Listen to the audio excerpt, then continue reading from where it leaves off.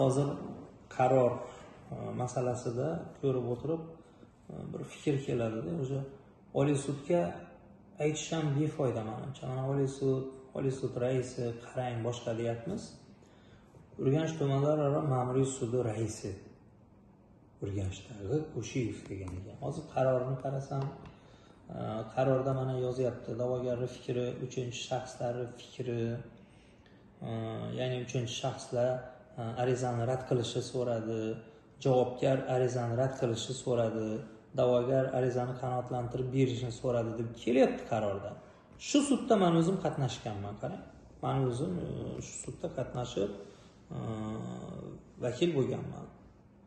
Fikrlarimni aytganman. Undan tashqari men nima demoqchiman? Prokuror qatnashdi sudda. Sudda qatnashgan prokuror arizani qanoatlantirishni so'radi. Lekin sudya janoblari nima deb qo'yibdi? Sud ishda ishtirok etuvchi shaxslarning tushuntirish va muzokara so'zlarini eshitib, prokurorning fikrini tinglab, arizada keltirilgan vajlarni ma'muriy ish hujjatlari asosida atroflicha muhokama qilib, quyidagi xulosaga keladi, deyapti. Lekin biz ko'pchiligimiz bilamiz-ku, sud qarorlarini o'qigan, sudda qatnashgan odamlar bilamiz-ku, prokuror arizani rad qilishni so'rasa, katta qilib yozib qo'yadi sudya. Prokuror arizani rad qilishni so'radi. Nima uchun siz prokuror arizani qanoatlantirishni so'raganini yozmayapsiz qarorda? Nima uchun aytingchi? Chunki ertaga prokurorlar oladi, qarorni tekshiradi, tekshirgan, o'qigan paytida mana bu yerda prokuror fikri arizani qanoatlantirishni so'ragan ekan, lekin sudya buni rad qilgan ekan. Nima uchun bu qanoatlantirish so'ragan? Nima uchun bu rad qilish so'ragan, qilgan degan savollar yuzaga keladi. To'g'rimi? Tan oling mard bo'lib. Shu savollar yuzaga keladi. Shundan qo'rqasiz, shuning uchun ham mana shu gaplarni yozmaysiz. Men shuning uchun aytaman, har doim ochiq bo'lish kerak. Bu bizni qoziligimiz qachongacha? Qiyomatgacha emas-ku, barakat topinglar. Endi birozgina inson bo'laylik endi. Yetar endi bu aldanishimiz, qiynalishimiz, yetar bu. Qachongacha davom qiladi bu? U prokuror arizani qanoatlantirishni so'ragan bo'lsa, bejizga so'ramagandir.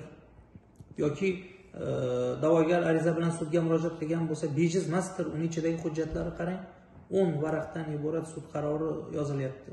Nimalar yozilgan sud qarorida? O'zingiz bir o'qib ko'ring.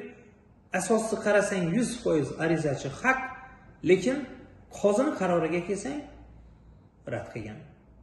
Qani asos, qani adolat? Men bilmayman kimga murojaat qilish kerak, kimdan so'rash kerak.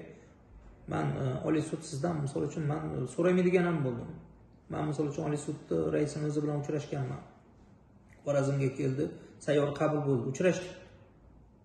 Qabul qilib oldi arizamizni.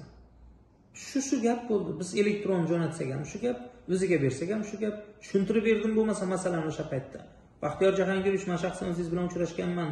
O'sha sudyaning nohaq hukmini men sizga asoslab berganman. Lekin shuni ham kassatsiyada ko'rmadingizlar. Oddiygina ariza javob berib qo'ydingizlar. Muslimov Ikrom aka, men siz bilan bir emas, bir necha marotaba uchrashganman. Oliy sudga borib uchrashganman. Xorazmga kelganingizda uchrashganman. Sizga men tushuntirib berganman masalani.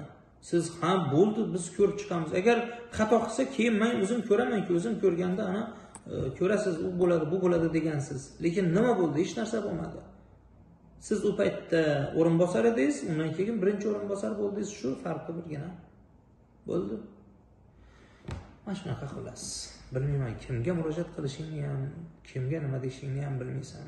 Faqatgina yurtdoshlar, umidimiz faqat Yaratgandan ekan. Biz duo qilamiz, endi bu yo'lga niyat qilamiz, duo qilamiz. Alloh o'zing botillar jazosini bergin deymiz. Nohaqlarga to'g'ri yo'l ko'rsatgin deymiz. Qiynalgan odamlarga o'zing rahmatingni ayama deymiz. Umrimizga barakat so'raymiz. Bo'ldi, boshqa narsa qolmayapti. To'g'risi. Charchab ketasan ekan odam. Mana shunaqa.